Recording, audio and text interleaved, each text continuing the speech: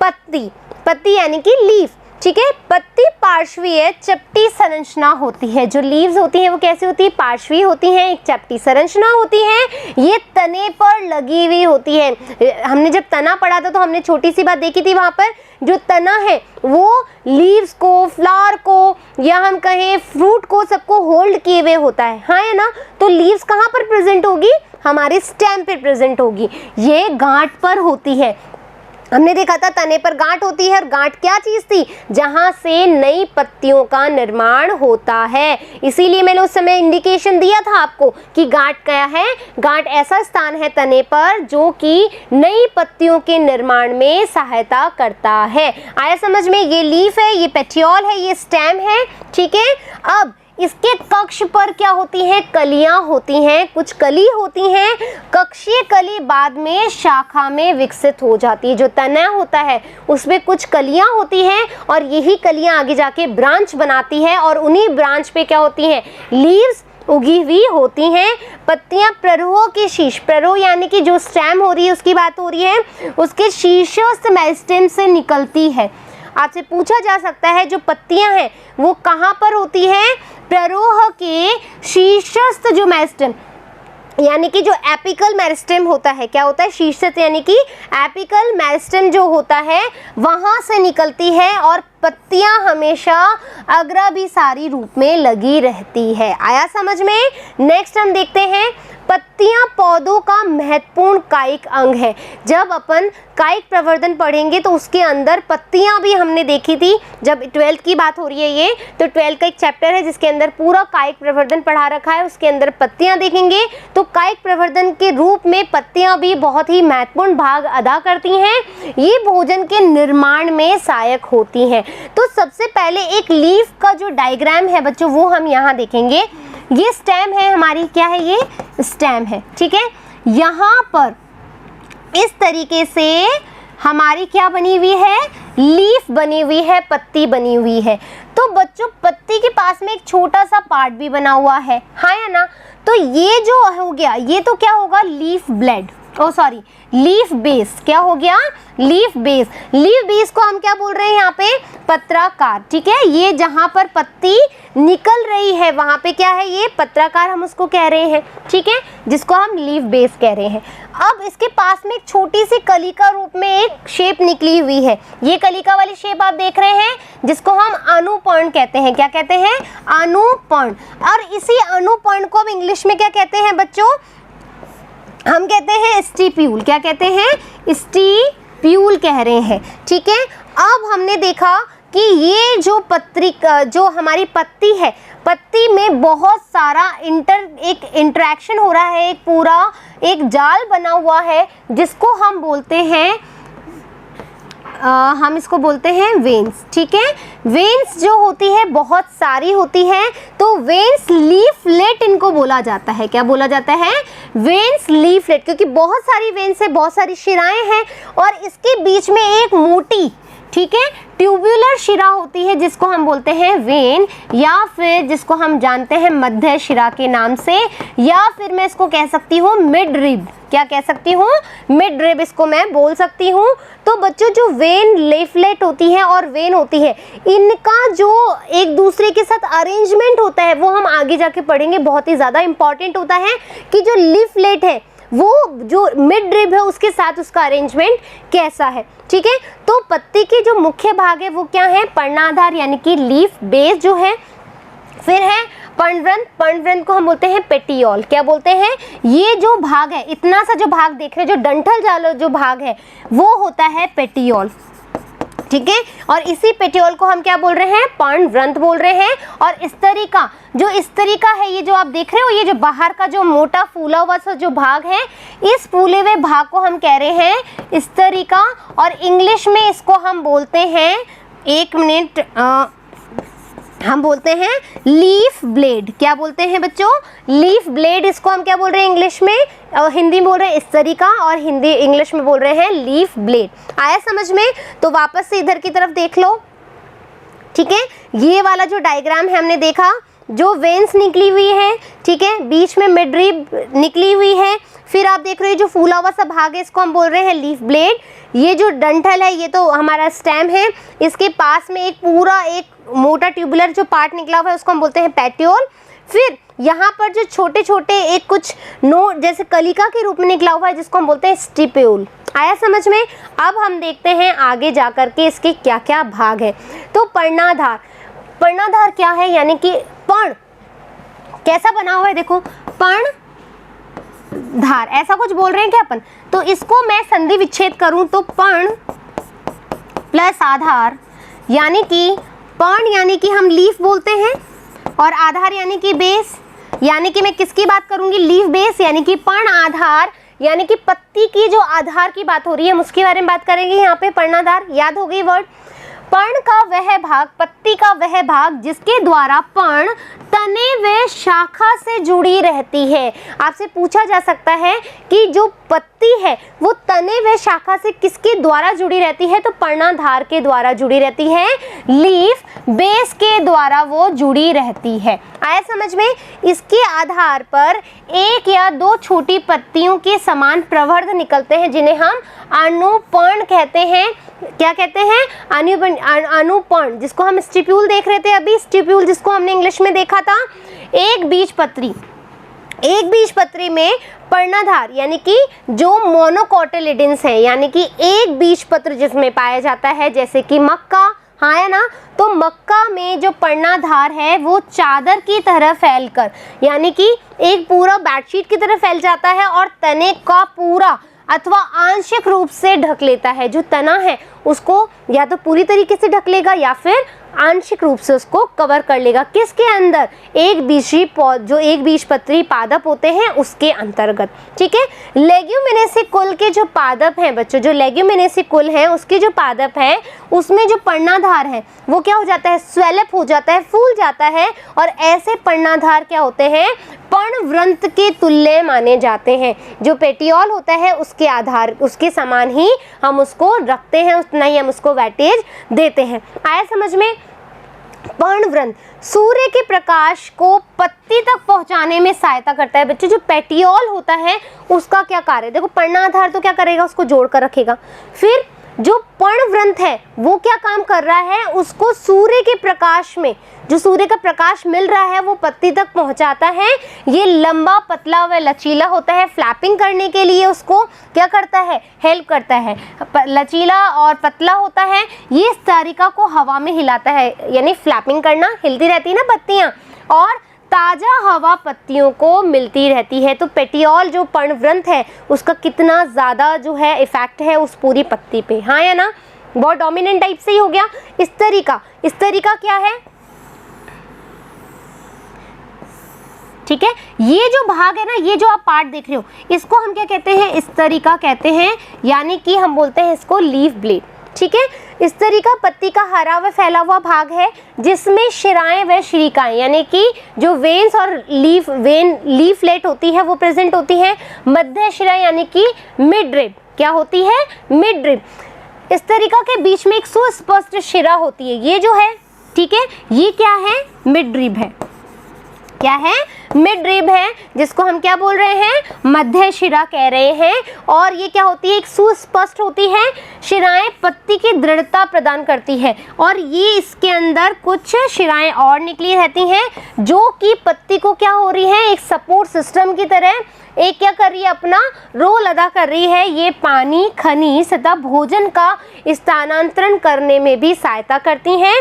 विभिन्न पौधों में स्तरिका, ठीक है, जो स्तरिका है ये पूरा उसकी आकृति, उसके जो सिरे हैं, सतह, चोटी और कटाव है, उसके अंदर क्या होती है, विभिन्नता पाई जाती है। इसके अलावा शिरा विन्यास। अब शिरा विन्यास क्या है, मतलब जो शिराएं हैं उसमें किस तरह का अरेंजमेंट है वो हम देखेंगे। तो पत्ती पर शिरा व शिरिकाओं का जो विन्यास है, देखो बच्चों मैं बताती हूँ आपको, ये चीज़ आपने समझ ली ना। देखो ये तो हो गई मिड रिब, ठीक है, ये हो गई स्तरिका, ठीक है, ये हो गई मध्य शिरा है ना, जिसको मिड रिब बोला, मध्य शिरा।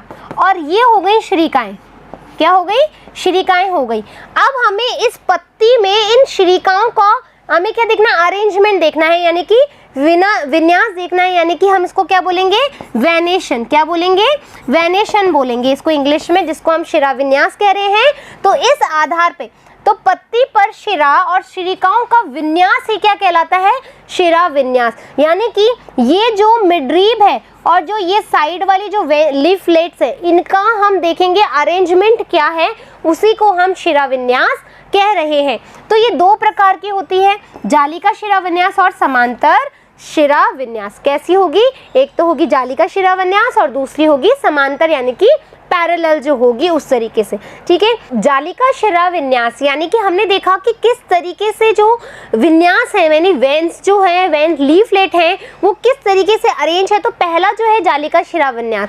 तो बच्चे जालिका शिराविन्यास में क्या हो रहा है, देखो ये एक तरह का क्या बना लेंगी, ये जो मिडरिब है इसमें से जो वेन्स जारी हैं ये क्या करेंगे, एक जाल सा बना लेगी, कहीं से भी कोई अरेंजमेंट नहीं है, कहीं से भी कहाँ पर भी ये निकल जाएंगी और एक पूरा नेटवर्क फॉर्म कर लेंगी। तो इस तरह का जो विन्यास है, इस तरह का जो वेनेशन है, वो जब देखा जाए तो उसको हम कहेंगे जालिका शिराविन्यास। और ये किस तरह के प्लांट में देखा जाता है, तो ये देखा जाता है द्विबीजपत्री पादपों में, यानी कि डाइकोटिलेडन्स में। डाइकोटिलेडन्स का एग्जाम्पल्स बताओ, जैसे कि चना, मटर आदि।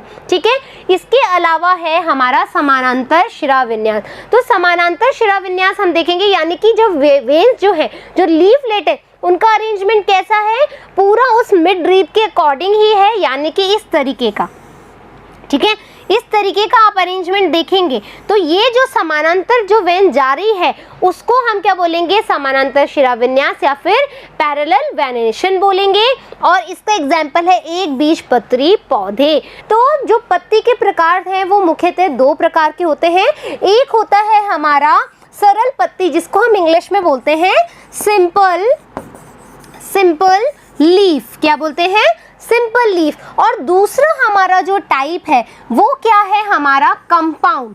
क्या है बच्चों, कंपाउंड लीफ। ठीक है, कंपाउंड लीफ। अब कंपाउंड लीफ भी जो है वो दो तरह की होती हैं, जैसा कि एक होता है पिच्छाकार संयुक्त पत्ती और दूसरा होता है हस्ताकार संयुक्त पत्ती। आया समझ में। फिर हम देखेंगे कि जो सरल पत्ती है, आखिरकार सरल पत्ती होती कैसी है। ठीक है, तो पूर्ण रूप से फैली हुई पत्ती, यानी कि जिसका जो विकास है वो कैसा है, पूर्ण रूप से फैला हुआ है, और पर्णफलक अच्छिन्न ना हो और कटी हुई ना हो। यानी कि बच्चों ये देखो, आप लीफ देखोगे, ठीक है, कलर बदल लूं, एक मिनट, ये लो। ठीक है, मैंने कहा ये जो आप लीफ देखोगे, अब यहाँ पर आपको कहीं पर भी छिन छिन भिन भिन लग रहा है, छिन भिन भिन यानी कि देखो इस तरीके से, ये इस तरीके से कटी हुई लग रही है, अब क्या नहीं लग रही है, ये एकदम जो है एकदम अच्छे से कहीं से भी कटी हुई नहीं है, और ना ही इसकी जो मध्य शिरा है वो कटी हुई है।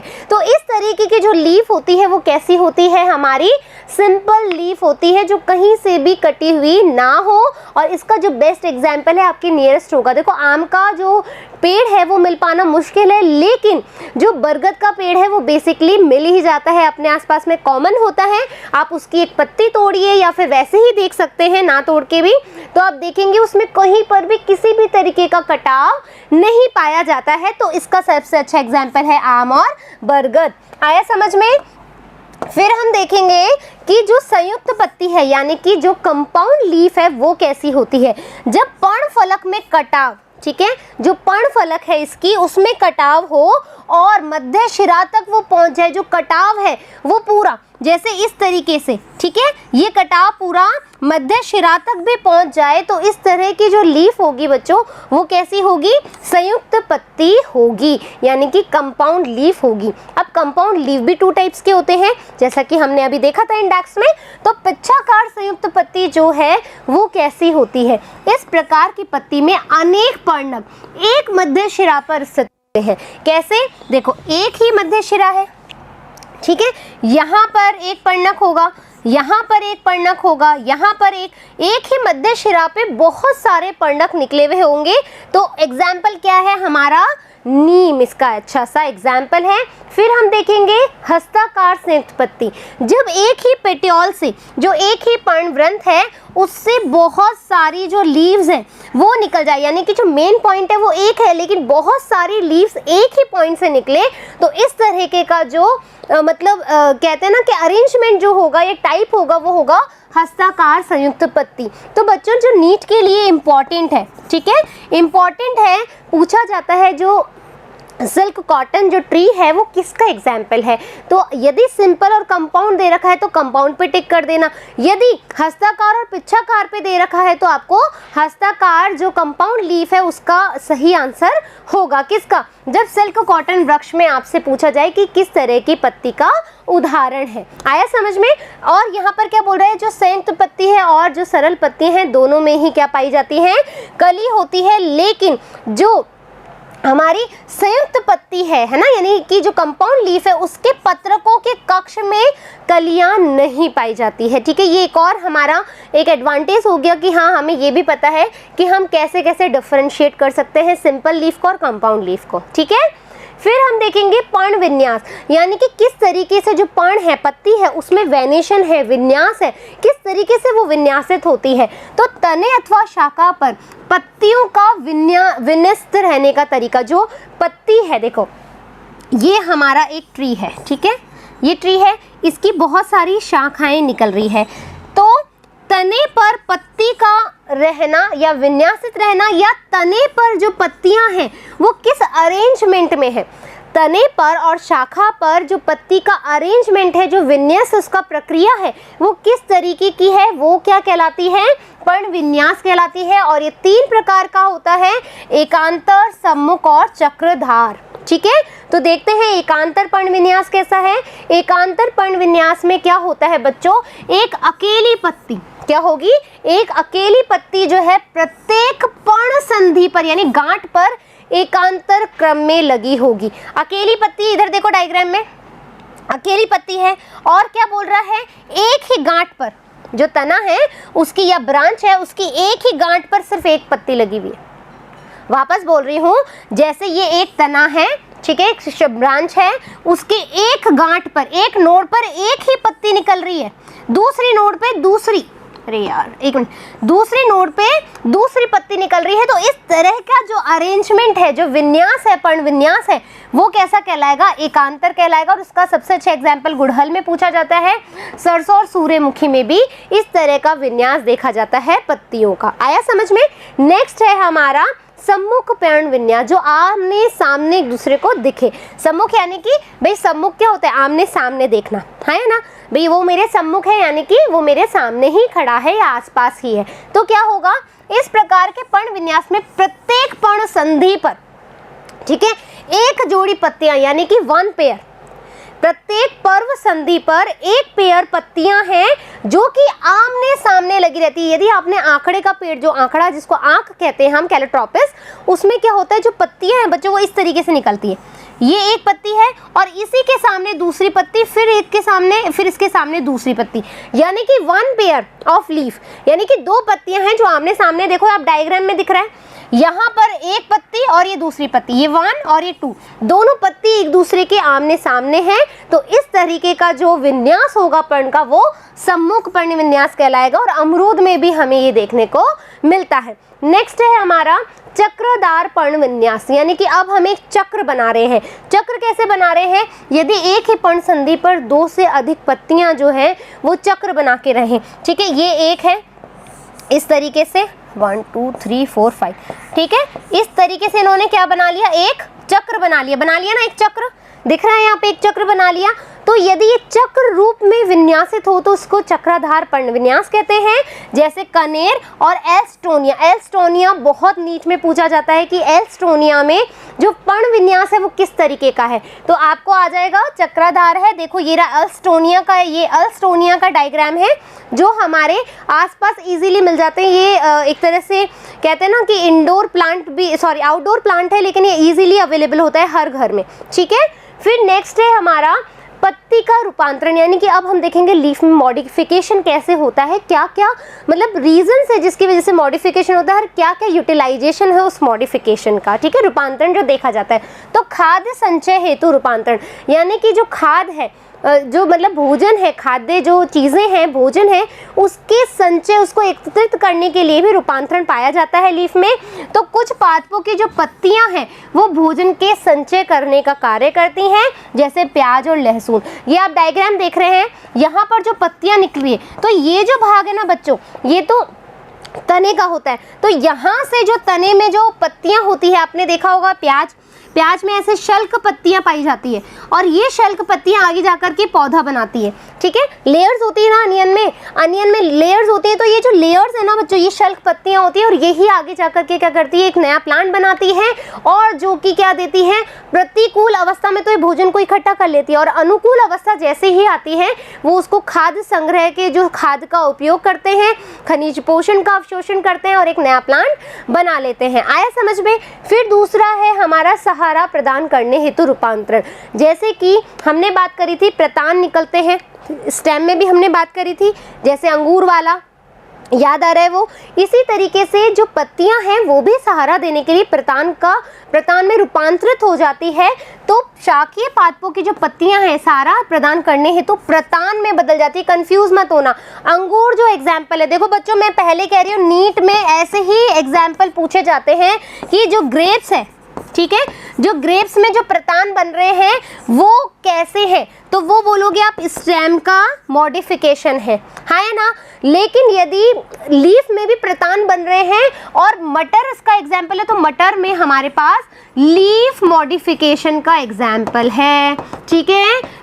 बार बार इसलिए बोल रही हूँ क्योंकि ये चीज़ें ही आगे जाकर के नंबर को कट करवाती है जहाँ कन्फ्यूज़न हो। आया समझ में। तो मटर में पत्तियाँ जो है वो प्रतान का रूपांतरण कर रही है जो उनको सहारा प्रदान करने के लिए, और वहाँ पर जब स्टेम में हमने देखा था तो क्लाइंबिंग करने के लिए वो इम्पॉर्टेंट थी। हाँ या ना। आया समझ में। फिर है सुरक्षा हेतु रूपांतरण। सुरक्षा हेतु रूपांतरण कांटों में भी हमने देखा, हाँ है ना, जैसे कैक्टस और वो, और यहाँ पर भी पत्तियों में कांटे निकलते हैं। यहाँ पर भी कैक्टस भी कई तरीके के होते हैं, ठीक है। तो यहाँ पर जो है भाई अनेक पादपों में पत्तियाँ कांटों में बदल जाती है, एग्जाम्पल है कैक्टस, ठीक है। फिर है हमारा पर्णव व्रंथ में रूपांतरण। जो पर्णव व्रंथ होता है उसके अंदर कैसा रूपांतरण होता है, तो कुछ पादपों की जो पत्तियां होती है उसका जो पर्ण व्रंथ होता है यानी पेटियोल जो होता है वो ग्रीन टाइप का जो हरा रंग में बदल जाता है और पत्तियों की रूपी संरचना बना लेता है। ये दिख रहा है आपको इस तरीके का यहाँ डायग्राम। तो हरी संरचना में बदल जाता है और आपको पता हो तो ये क्या करेगा, जैसे पेटियोल का हमने जब बात करी थी, ये पेटियोल इस तरीके से लीफ और ये लीफ बेस पे जुड़ी हुई थी, तो ये पेटियोल क्या कर रहा था, प्रकाश संश्लेषण का कार्य कर रहा था, हाँ या ना। तो यहाँ पर भी जो पेटियोल है वो क्या कर रहा है, ग्रीन कलर की लीव्स में चेंज हो रहा है और ये हरी संरचना में चेंज हो रहा है और ये क्या कर रहा है, प्रकाश संश्लेषण का कार्य कर रहा है। तो कैर ऑस्ट्रेलियन अकेशिया, ये ऑस्ट्रेलियन अकेशिया जो है बच्चों इंपॉर्टेंट है, इस पे बहुत क्वेश्चन बनते हैं, ठीक है। ऑस्ट्रेलियन अकेशिया क्या है, ये एक जो है हमारी लीफ मॉडिफिकेशन है जो कि पर्णव व्रंथ में रूपांतरण पाया जाता है, ठीक है। आ गया घट रूपांतरण। अब एक घट की तरह डायग्राम बना लेंगे, कैसे, कुछ पादपों में पत्तियों का जो पर्ण फलक है, ठीक है, जो पर्ण फलक होता है वो घट के रूप में परिवर्तित हो जाता है। पर्ण शिखाग्र जो होता है वो एक ढक्कन के रूप में, ठीक है, ढक्कन जैसे ओपन होता है, लीड लगी हुई होती है हमारे बर्तन में, वैसे ढक्कन की तरह ओपन हो जाता है और कीटों को पकड़ने में सहायता करता है। एग्जाम्पल पूछा जाता है घट पादप या फ्लाई ट्रैप, ठीक है। जो वीनस फ्लाई ट्रैप है ये क्या है, एक प्लांट है जो कि कीटों को, जैसे ही देखो आपको दिख रहा है, ये मैंने दो डायग्राम दिए, जैसे ही कीट आता है ये ओपन हो जाता है। ये वीनस फ्लाई ट्रैप करके एक प्लांट है जो कि जैसे कीट आया ये ओपन हो गया और इसने क्या किया, ट्रैप कर लिया। ट्रैप यानी पकड़ना। देखो इसका जो नाम है ना Venus trap, Venus fly trap. देखो भैया, देखो ये फ्लाई है, फ्लाई यानी कोई भी उड़ने वाला इंसेक्ट आया, ट्रैप का मतलब होता है पकड़ना, तो उसको क्या किया, पकड़ लिया। तो याद रहेगा वीनस फ्लाई ट्रैप जो है वो क्या कर रहा है, कीटों से सुरक्षा कर रहा है, यानी सुरक्षा का कार्य कर रहा है, लीफ का मॉडिफिकेशन है। तो इस तरीके से जैसा आया फिर उसने क्या कर लिया, उस इंसेक्ट को क्लोज कर लिया, बंद कर लिया। तो इस तरीके से हमने आज पूरा स्टार्टिंग से हम बात करें 5th चैप्टर की, तो हमने क्या देखा, रूट क्या है, उसके फंक्शंस देखे, उसके मॉडिफिकेशन खत्म। फिर हमने स्टेम देखा, स्टेम के फंक्शंस देखे, उसके मॉडिफिकेशन देखे, खत्म। आज हमने रूट का जो लीफ है उसके मॉडिफिकेशन देख ली, उसकी टाइप्स देख ली, उसका अरेंजमेंट देख लिया।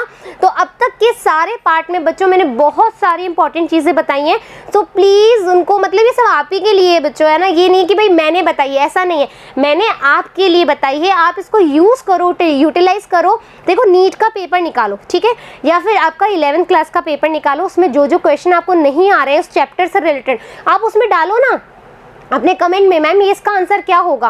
भाई कुछ तो एक्स्ट्रा निकालें, पर अन्य महत्वपूर्ण प्रश्न जैसे आपको लग रहा है आपने पेपर निकाले, पेपर में आपका बुक से रिलेटेड क्वेश्चन नहीं है, थोड़ा एक्स्ट्रा, आप मेरे से पूछो ना, थोड़ा तो मेहनत करो। जब आपको सारी चीज़ें इजीली मिल रही है तो थोड़ा सा कष्ट बनता है बच्चों, ठीक है। फिर मिलेंगे नेक्स्ट पार्ट के साथ में, जब तक नोट्स बना लेने हैं और जो मैंने कहा है उसको पूरा फॉलो भी करना है ब्लाइंडली, ठीक है। धन्यवाद।